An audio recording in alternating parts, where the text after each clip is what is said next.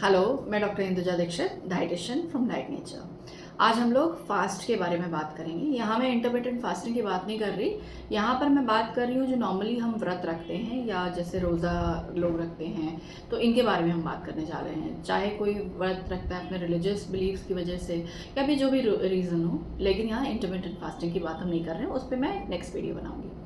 तो नॉर्मली जैसे हम लोग जब व्रत रखते हैं तो एक्सपेक्ट करते हैं कि नवरात्रि रखी 9 दिन की तो कुछ तो वज़न कम हो जाएगा, या रोज़ा रखा महीने भर का तो उसमें भी कुछ वज़न कम हो जाएगा। लेकिन जब आप 9 दिन बाद या 1 महीने बाद जब आप देखते हो तो वेट कुछ नहीं कम हुआ होता है। तो उसकी वजह क्या है कि जब हम व्रत रखते हैं, तो जैसे नवरात्रि के व्रत रख रहे हैं, तो उसमें बेसिकली खाते क्या है, जो स्टेपल फूड आइटम है वो हमारा है आलू है या अरबी है या उसके मूंगफली है या फिर दूध, दही, पनीर, साबूदाना, कुट्टू का आटा, सिंघाड़े का आटा।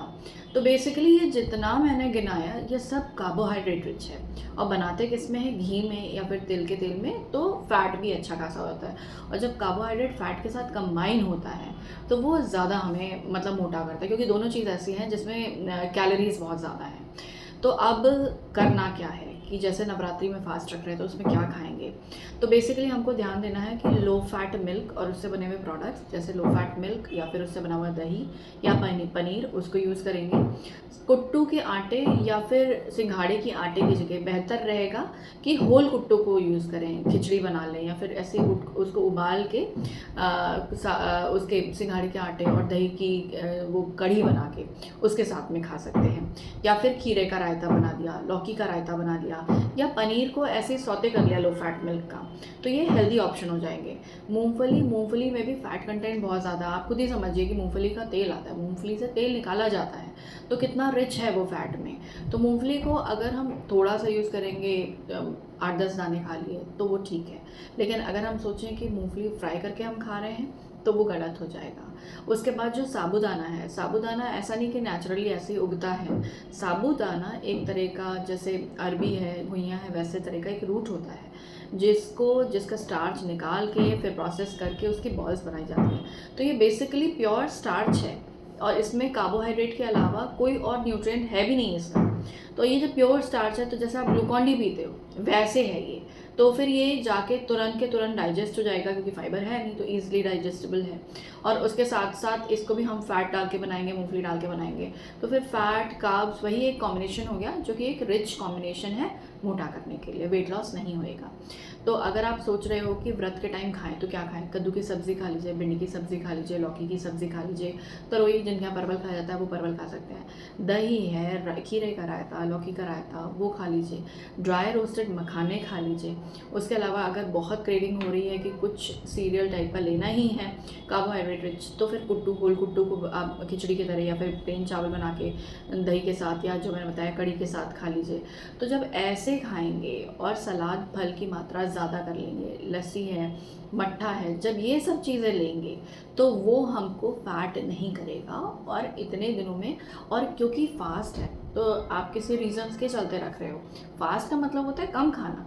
दिन भर खाते रहें ये सब भी अगर थोड़ा थोड़ा करके, तो बेसिकली आप सब कुछ ही खा रहे हो ना, तो फिर वेट लॉस होगा कहाँ से। सेम चीज़ जैसे जब रोज़े रखे जाते हैं, तो जो रोज़ा तोड़ने का तरीका है वो बहुत अच्छा है कि आपने 6-8 घंटे का फास्ट रखा, उसके बाद आपने वो खाए, डेट्स खाए, खजूर, उसके साथ पानी लिया, तो हुआ क्या कि शुगर लेवल्स वो थोड़ा नॉर्मलाइज हुए, और पानी लिया तो हाइड्रेशन मिल गया बॉडी को। फिर अगर फ्रूट चाट खा रहे हैं, फल खा रहे हैं, स्प्राउट्स खा रहे हैं, उबला चना खा रहे हैं, यहाँ तक ठीक है। उसके बाद आता है कि टिक्की, पकौड़ी, उसके बाद मीट मटन की बनी हुई चीज़ें, कबाब, ये सब चीज़, तो ये बहुत रिच हो गई। कहाँ आपने बिल्कुल कुछ खाया ही नहीं इतनी देर, फिर ऑल ऑफ अ सडन आपने इतना ढेर सारे कैलोरीज ले लिया, और वो भी कब, शाम को, जब आपको रात तक आपकी बहुत एक्टिविटी भी नहीं होनी है, ना बहुत चल फिर रहो, वही 3-4-5 घंटे में खा के फिर सोना है या बैठे रहना है, तो वो रेस्ट की स्टेज होगी। तो वो कैलोरीज, वो खाना आप यूटिलाइज कहाँ करेंगे। तो इस वजह से प्रॉब्लम हो जाती है कि या तो वेट पुट ऑन हो जाता है फास्ट के दौरान, या फिर आपका बढ़ जाता है। उसके बाद सुबह भी अगर उठ के कुछ खा रहे हैं तो उसमें क्या खा रहे हैं, उसमें भी रिच चीज़ें ही खा रहे हैं। तो वो जब रिच चीज़ खाओगे तो बेसिकली वही कैलोरीज, प्रोटीन, फैट, सब कुछ एक्सेस में ले रहे हैं और इकट्ठे ले रहे हैं। कोई ब्रेक भी नहीं है कि थोड़ा गैप लेके खाया हो, बॉडी को मौका मिले डाइजेशन अब्जॉर्प्शन के लिए। तो जब रोज़ा रखेंगे तो उस टाइम पे क्या खाना है? रोज़े के टाइम पे अच्छा होगा कि सुबह के वक्त जैसे आप खा रहे हो तो उसमें आपको क्या लेना है, जैसे 1 बोल ओट्स है या 1 बोल दलिया है, वो आप ले लीजिए। उसके साथ साथ फिर जब अपना रोज़ा स्टार्ट होना है तो उसके जस्ट पहले कुछ नमक, चीनी, शिकंजी, इलेक्ट्रोलाइट, कुछ इलेक्ट्रॉल घोल के पानी पी लेना है। फिर उसके बाद फिर जब रोज़ा तोड़ना है तो वही खजूर और पानी से, उसके थोड़ी देर बाद जैसे फ्रूट चाट ले ली या फिर सैलड ले लिया या फिर स्प्राउट्स खा लिए या उबला चना है, उबली मूंग वगैरह वो ले लीजिए। अंडा लेना है तो बॉइल्ड एग या स्क्रैम्बल्ड एग एकदम लो फैट मिल्क में। नॉनवेज आइटम जो खाना है तो उसमें बेहतर होगा कि वाइट मीट, चिकन वगैरह लें और अंडे का भी कोशिश करें, अंडे का सफ़ेद हिस्सा लें। और उसके अलावा रोटियां सिंपल तवा रोटी लें, चावल वो भी खाएं, बॉइल्ड राइस खाएं, उसको ऑयल के साथ फ्राइड राइस ना खाएं और चाइनीज़ फूड ना खाएं, टिक्की विक्की ना खाएं। कोशिश करें कि हेल्दी खान पान रखें। अगर आप हेल्दी खान पान रखोगे तो आपकी फास्ट भी इजीली अच्छे से निपट जाएंगे और उसके साथ साथ वेट पुट ऑन नहीं रहेगा।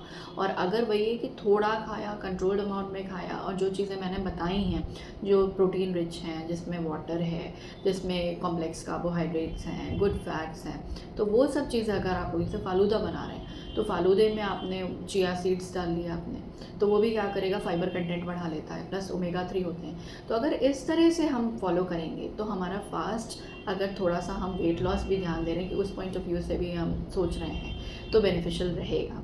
लेकिन अगर खान पान गड़बड़ रहा और रिच डाइट ही रही और बहुत ढेर सारा खाना इकट्ठे खाया तो फिर आपका फिर वेट पे तो कोई फ़र्क नहीं पड़ना है, हाँ फास्ट ईजिली निकल जाएंगे। तो इन सब चीज़ों को ध्यान रखें और आगे अपने फास्ट कम खाते हुए, और जो पर्पस है फास्ट करने का कि हम किसी चीज़ को छोड़ रहे हैं, हम थोड़ा कॉम्प्रोमाइज़ कर रहे हैं, तो वो भी फास्टिंग के दौरान हम लोग उसको प्रैक्टिस में लाएं। Thank you.